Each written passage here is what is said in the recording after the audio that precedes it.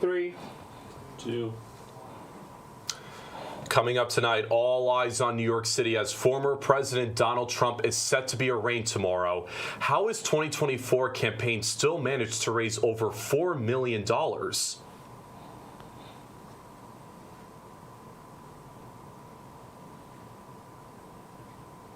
And storms sweeping through the southeast United States. The possibility of more storms hitting these states in the coming days. Then a new plan to reduce cancer deaths. What the Department of Health and Human Services is working to fight the disease. Plus, a look at your Plattsburgh weather, entertainment, and sports tonight on PS News.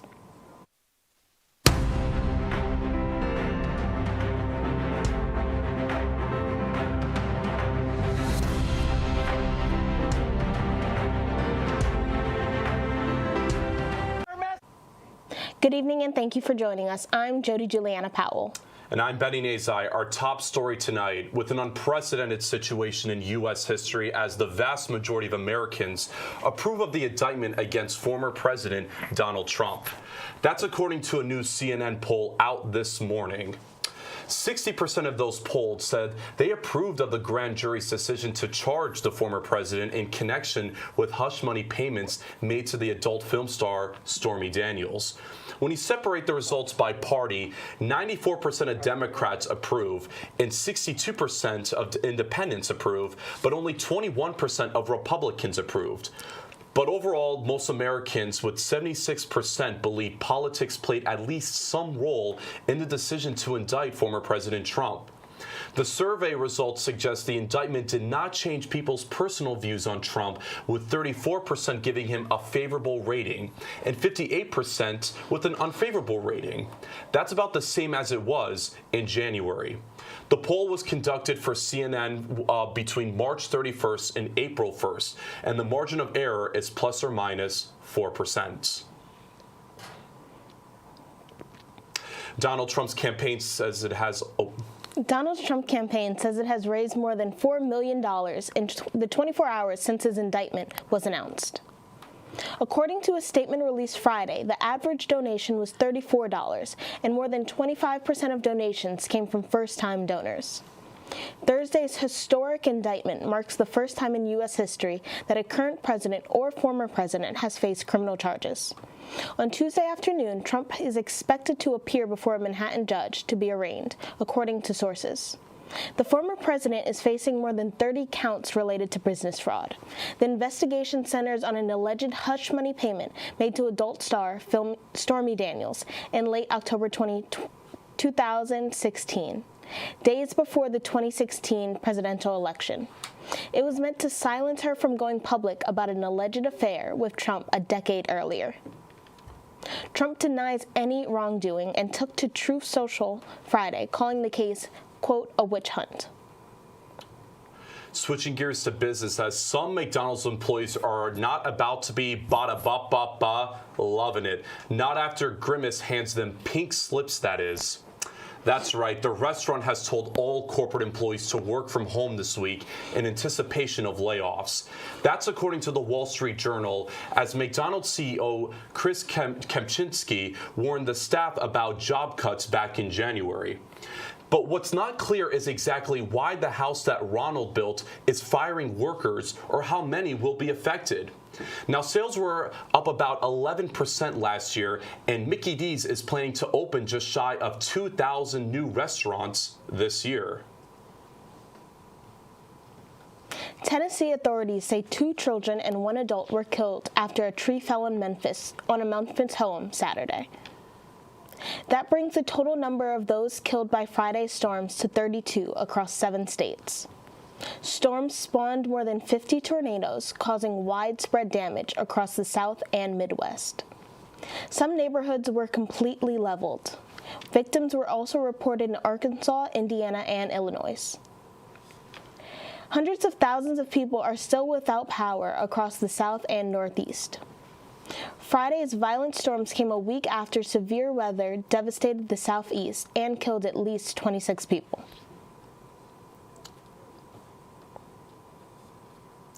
And more severe weather heading towards the Southeast. as the Storm Prediction Center has issued a tornado watch for parts of Mississippi, Alabama, and Florida Monday. The threat includes brief twisters, ping-pong ball-sized hail, and isolated wind gusts up to 70 miles per hour. Now, this comes after a weekend of deadly weather. There were at least 50 tornadoes confirmed across the Midwest and South on Friday, and 32 people died in 7 states, including 15 people in Tennessee. Pope Francis was discharged on Saturday from the Rome hospital where he was treated for bronchitis. The 86-year-old pontiff spoke to journalists and members of the media as he departed and joked that he was, quote, still alive. He also told journalists that he was not frightened when he was hospitalized on Wednesday. Pope Francis also took a moment to embrace a couple who lost their daughter Friday night and prayed with them. The Vatican says that the Pope will preside over Holy Week celebrations, including a Palm Sunday Mass service in St. Peter's Square. The Department of Health and Human Services is working on several initiatives to reduce the amount of cancer deaths in the country. Cancer is currently the second leading cause of death in the U.S. The plan builds on then Vice President Biden's 2016 Cancer Moonshot Initiative. One part of the plan is preventing cancer with vaccines and determining what environmental toxins cause cancer. They hope to focus on prevention-driven clinical trials and engage a more diverse group in the research. Now, the National Cancer Institute will take the lead on the plan and will work with the rest of the government and the private sector. The first-grade teacher that was shot by a 6-year-old student in her Virginia classroom earlier this year is suing the school board and administrators. Abigail Zwerner says that they knew about the child's, quote, history of random violence and didn't act proactively on concerns over a firearm in the boy's possession that day. The January 6th shooting in Rich Neck Elementary School in Newport News left Zwerner hospitalized after a bullet went through her hand and into her chest. The lawsuit alleges staff and administrators knew that the child was violent at the home and his parents refused to put him in special education classrooms.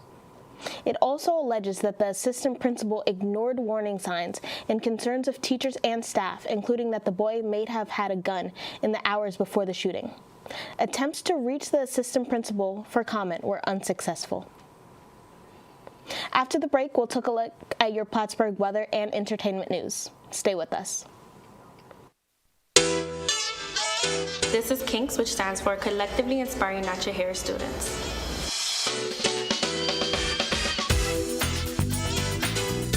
We like to promote people to embrace their natural hair and just love who they are.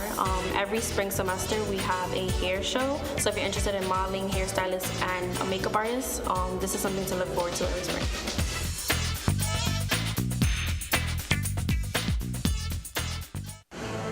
Dance corps makes me feel confident. Dance corps means to me family. Dance corps is motivating. Dance corps means new friends. Dance corps means old friends. Dance corps means unity. Dance corps means creativity. Dance corps means love. Dance corps is fun. Dance corps means friendship. Dance corps is exciting. Dance corps is my support system. Dance corps is my favorite thing. Welcome back. I'm your meteorologist, Marcel Gibbs, and here's a look at your Plattsburgh weather. Now we're seeing a lot of 40s across the board, which is better than 30s I saw last time. Now we're seeing 42 for Owl's Head, 41 for Vermontville, 43 for Dannemora, 45 for All Stable Forest, 47 for Plattsburgh. Looks like we got one of the high ones up here. 46 for St. Albans City, and 47 once again for Wilson. Now let's take a look at your 5-day forecast. Now I know you guys are missing that 60 to 70 weather that we had just this coming Sunday, and maybe the chilly but still tolerable temperature from today. But it looks like we're not going all the way down. It looks like we're seeing close to 60 once again. We're seeing 47 for Tuesday with a little bit of clouds. No sun, but maybe we'll get it back sooner or later. 45 for Wednesday, and that rain is coming back. The rain that tried to come today, but it couldn't decide if it wanted to stay. 59 for Thursday, and the rain is here to stay, but hey, at least the temperature is going up. 41 for Friday, temperature going down, but no rain, and going up just a bit with 42 for Saturday, and the sun is making a bright comeback. That's all I have for weather. Back to the desk with Benny and Jody Giuliano. Well, better have your raincoats and umbrellas ready for the middle of the week. Thank you, Marcel, as always. Well, it's Monday, and if you're not quite ready to say goodbye to the weekend, how about easing into the week with a sweet treat, chocolate mousse? That's right, it's perfect because Monday is National Chocolate Mousse Day, observed every year on April 3rd. Regarded as one of the world's most beloved desserts, this delicious dish gained popularity in France back in the 1800s. However, its roots go a bit further back. According to nationaldaycalendar.com, chocolate was introduced to France around the year 1615, and about 100 years later, the French developed the process of making mousse. It involves beating eggs or cream or both to a frosty, airy consistency and then adding ingredients to make a light, creamy dish. The addition of a chocolate was a national progression, and voila, chocolate mousse was born. You think the Sundowner has some chocolate mousse tonight? I would hope so. Maybe Clinton. Unsettling news for those who enjoy drinking alcohol. A new study found that drinking moderate amounts of alcohol every day does not, as once thought, protect against death from heart disease, nor does it contribute to a longer life. The study published on Friday in JAMA Network examined existing research on the health and drinking habits of nearly 5 million people. It found that even drinking relatively low levels of alcohol increased the risk of death. That's less than 1 ounce a day for women and about 1.5 ounces per day for men. It's one of the largest studies to debunk the widely held belief that moderate drinking of wine or other alcoholic beverage is good for you. Now let's take a look at what's going on in the entertainment world with Cole Kajagian. Thank you very much, Jody. A New Mexico district attorney has appointed 2 attorneys to serve as special prosecutors on the Rust movie set shooting case. They are identified as Carrie Morrissey and Jason Lewis. Earlier this month, Andrea Reeb, the special prosecutor who brought charges against Alec Baldwin, stepped aside. Baldwin and the armorer on the set are charged in the 2021 incident. Baldwin and other crew members were rehearsing a scene in a rustic church outside of Santa Fe when a prop gun in the actor's hand discharged, killing the cinematographer Haylen Hutchins and wounding director Joel Souza. 3 men accused of assaulting and robbing rapper Tekashi 6ix9ine at a Florida gym last week have been arrested. It comes after 6ix9ine was assaulted at an LA fitness gym in South Beach. He was taken to a local hospital where he was treated for non-life-threatening injuries. An attorney for the rapper Lance Lazaro told CNN that he was attacked in the gym sauna and sustained bruises and cuts to his face. 43-year-old Rafael Medina Jr., 23-year-old Octavius Medina, and 25-year-old Anthony Maldonado were booked into the Palm Beach County Jail Thursday in connection with the attack. Right now, it's unclear if the suspects have retained legal counsel. 6ix9ine pleaded guilty in 2019 to charges related to gang activity in New York. He received a reduced sentence after cooperating with federal investigators and informing on his former gang associates. A famous big cat sanctuary is shutting down. Carol Baskin's Florida facility featured in the Netflix show Tiger King is closing. The 35 cats are moving to a sanctuary in Arkansas, and the land will be sold. The Baskins say the new facility has larger enclosures, and the cost to keep the animals there will be less. The proceeds from the sale will be used to fund projects to save big cat species in the wild. The Baskins say, with the passage of new laws, there should be less of a need to rescue big cats. And they want to change their focus to preservation and protection of feline species. Actress Kaylee Kuko and her partner, fellow actor Tom Pelphrey, have welcomed their first child. The flight attendant and Big Bang Theory actress shared photos of their daughter on social media this weekend. The caption read, "Introducing Matilda Carmine Ritchie Pelfrey, the new light of our lives. We are overjoyed and grateful for this little miracle." Pelfrey, best known for his role on Guiding Light and Ozark, also posted photos of little Matilda, calling Kuko his best friend and soulmate. That's all for entertainment tonight. I'm Cole Kajagian. Just ahead, a look at the wide world of sports with Ryan Nista. Stay with us. My name is John Lynch. I'm the president of the school's animation club.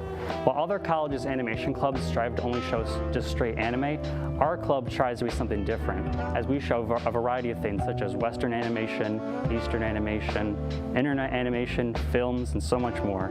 If you want to meet people who have like-minded taste in animation, then feel free to come on down to our club.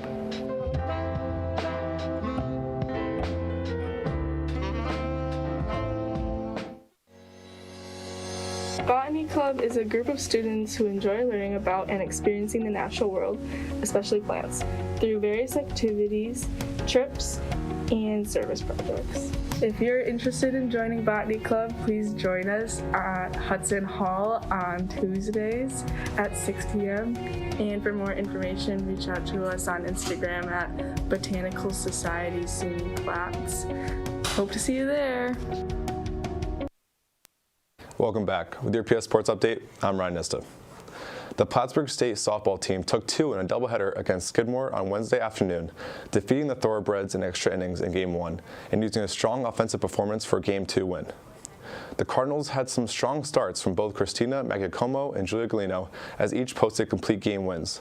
Claire Palmer had a 3-hit effort in Game 1, and Kristen Langdon and Magiacomo matched Palmer in Game 2 with 3 hits of their own. Plattsburgh improves to 6-2 in the season, and they just enjoyed a weekend off before 8 games in 6 days, including their home and conference opener next Friday against Oswego State. Men and women's track and field competed at the Saints Broken Open this past weekend in Canton. For men's, senior Brexton Montville set the program record in the 100-meter dash, charting a first-place time of 10:70, breaking the former mark of 10:71 set by Gary Gillis in 1976. Montville is the reigning SUNYAC champion in the event, currently ranks first in the SUNYAC by 0.36 seconds. Our very own Jorge Cabrera won at the hammer throw and qualified for the SUNYAC tournament. Congratulations to him. For women, senior Janelle Barber broke the program record in the 100-meter hurdles. Barber, who also holds the program record in the 400-meter hurdles, clocked a first-place time of 15:58, bettering the former mark of 15:62 set by Kristen Pago at the SUNYAC Championship in 2013. Barber finished first in the 200-meter dash as well, charting a time of 25:19. Plattsburgh State next competes at the Cortland Red Dragon Open, hosted by SUNY Cortland on Saturday, April 8th at 11 a.m. Despite a strong opening quarter, the Plattsburgh State women's lacrosse team fell to SUNY Geneseo 14-3 in SUNYAC action on Saturday afternoon. Geneseo finished with the upper hand in shots 38-11 and ground balls 23-16, while Plattsburgh State owned a 12-9 edge in draw controls. Plattsburgh's 3 goals will be scored by Maddie Garcia, Cynthia Barnowski, and Caitlin Nash. Plattsburgh State falls to 4-4 overall and 1-2 in the SUNYAC with a loss, and next visits Utica University on Tuesday, April 4th at 4 p.m. in its non-conference finale. The Plattsburgh State men's lacrosse team played a close game throughout against Oswego State, but the Cardinals end up falling by a 16-11 final. Oswego owned a 55-41 edge in shots and a 27-17 advantage in ground balls, while going 20-for-30 on faceoffs and 2-for-7 with extra man opportunities. On clears, the Cardinals were 20-for-24, while the Lakers were 23-for-26. Plattsburgh State falls to 2-7 overall and 0-2 in the SUNYAC with a loss, and next hosts nationally ranked St. Lawrence University on Tuesday, April 4th at 7 p.m. Plattsburgh State baseball continues their losing streak, dropping 3 against SUNY Brockport this past weekend. In their last 6 conference game, the team has lost a combined 4 games by 1 run, with 2 of those losses being on walk-offs. The pitching staff continues to shove as they have a conference team ERA of 4.09, one of the lowest in the SUNYAC. Through 50 innings, the team has recorded 33 strikeouts and has only given up 14 extra base hits. On offense, Kyle Kremen leads the team with an average of .318. Nick Sergel and Alex Kornblau are right behind him with an average of .269 and .254. All 3 players are tied for home runs with 2. Plattsburgh State falls to 4-13 overall and 0-6 in SUNYAC, and next takes on Clarkson on April 4th at 3 p.m. before the team plays their first home game of the year on April 7th versus RPI. With your PS Sports update, I'm Ryan Nista. Now back to the desk with Benny and Jody Juliana. Thank you, Ryan. But yeah, tough time for Cardinal sports right now, but it is spring season, and you know what that means. At least the weather's starting to get nice. And I will say Saturday, gorgeous here in the North Country, almost 7 degrees. What about you? It was really nice. I was up in Albany celebrating a friend's birthday. Yeah, definitely. I mean, I did hear that it did rain in Albany, though, but we'll get a little bit of that middle this week, Wednesday and Thursday. So, as I said earlier, folks, make sure you get your umbrellas and raincoats ready for those days. But that's all the time we've got for this edition of PS News. As always, thank you for joining us. To stay up to date, follow us at Plattsburgh State TV on all social media platforms. I'm Jody Juliana Powell. And I'm Benny Nazai. Stay tuned for the premiere of the Eli and Pat Show, Episode 2, right here at 7:30. I, of course, am the moderator. But once again, thank you for joining us, and have a great night, Plattsburgh.